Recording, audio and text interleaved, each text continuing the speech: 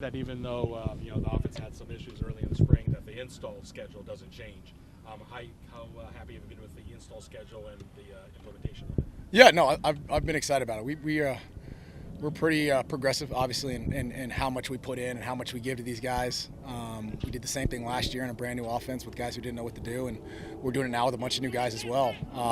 You only got 15 opportunities. You got to. It's our opinion that you got to give them as much as you can, with the opportunity to know when to dial back and see them compete. Because at the end of the day, you're trying to build an inventory. You're trying to find out who you got and install the offense. So I thought they've done a good job. Guys have done a really good job of being aggressive in regards to coming in during some dark hours and off days and trying to learn the offense, especially with a lot of new guys. So. Your take on the wide receiver group, since it's such a new group and where they're at? Yeah, especially with holding Jordan out. I mean, at the end of the day, you end up with a group who, I know I had him stand up the other day and say, hey, if you haven't started 4 games last season, then you can sit down, and everybody's about 99% of our team stands up. Even Malik, because Malik had those 3, the 1 is 4. I mean, what's hard is understanding the process over the outcome. Like I said before, is a lot of these guys are, we can't live off our last year's laurels. A lot of us haven't done that stuff, and so we've got to really turn that page and understand we're rebuilding, and that's the identity piece that we talked about the other day. And the identity development is right now we're still so young in what we're doing. I don't care if it's year 2 or not. We're so young in the process of these young guys in that wide receiver room of understanding what we got to get done. So, but I've been, like we said earlier, I've been excited about those young guys. They've been awesome to come in and be aggressive and understand what we're trying to get done. How's the rhythm and the execution been with Leaf no longer there as such an important piece, and Ben Coleman working with the ones? I mean, that's a big ask, right? I mean, you got a guy who's played center for Leaf's whole career. I had him, first 2 years there at the end of the place, and then I had him here, and most of those snaps were all him. So Ben's got a big ask, and the guys behind him got a big ask.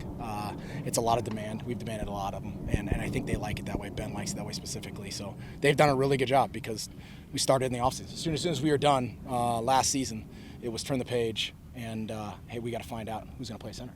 And so, and so those guys have done a great job of stepping in there and understanding the demand. There's some little wrinkles and nuances here and there. A guy who's snapped, his entire life is snapping, and he's done a fantastic job for not having done it and doing it now for only the 8th practice. Specifically with those young guys, what would you say that how AJ's probably impressed you, at least when it comes to the guys when basically are halfway through spring ball, and obviously with the tight end room fairly looking good? Yeah, I mean, obviously a super dynamic kid, size, length, growth potential, but to come in right away, any of these guys, like, I've said it before, any of these guys are supposed to be at prom in about a month who are actually out here practicing. You're like, any opportunity you get to lift those guys up and give them some kudos and love them up in regards to what they're doing coming out of high school and jumping right in right now, to see him out here, whether it's man or what's AJ specifically, the ability he's going to have on the edge, the ability he's going to have in the middle of the field as a matchup is a nightmare. The way he runs and catches, I mean, he's a freak. On Tuesday, Sam was telling us that he thinks facing this ASU defense in practice is the best defense he's going to face all season. How much better do you think it makes your guys just going up against that unit? Well, I mean, if we're just going off of what we've seen these guys do, I mean, we're playing – I'd have a hard time disagreeing in regards to being a top-tier offense we're going to face. Whether it's going to be the best one we face all year, that's yet to be determined. But we know right now that's a damn good defense. We've recruited that way. They did a damn good job last year. It's their 3rd year in the system with some really dynamic players. There's nothing better than to go against a great defense with a scheme that is not vanilla. They do a lot. There's a lot at you. There's a lot of pressure, a lot of different fronts, a lot of different coverages, a lot of disguises. We couldn't ask for anything more at the quarterback position than to go up against a defense like that for the next, for 15 days in spring. How important is just centers and quarterbacks, same page communication, being able to get timing down and things like that? Yeah, I don't know how to probably emphasize how important it is. I mean, imagine every single snap, those 2 guys are the first guys that touch the ball.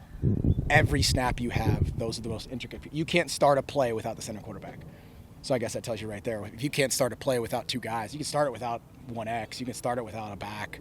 You can sub a guard. But the center and quarterback, every single play touch the football. So that chemistry that those guys have to have, and that demand is high. And I'm excited about the relationship and the ability Ben and Sam have already taken on trying to build that nucleus. What have you made of the competition in the running back room? Who do you think has stepped up the most so far this spring? Hard to tell right now. It's by committee. We're rolling those guys in and out. Obviously, we saw Sip a little bit last year. He's done a great job of coming in and taking that next step forward for a guy who's played.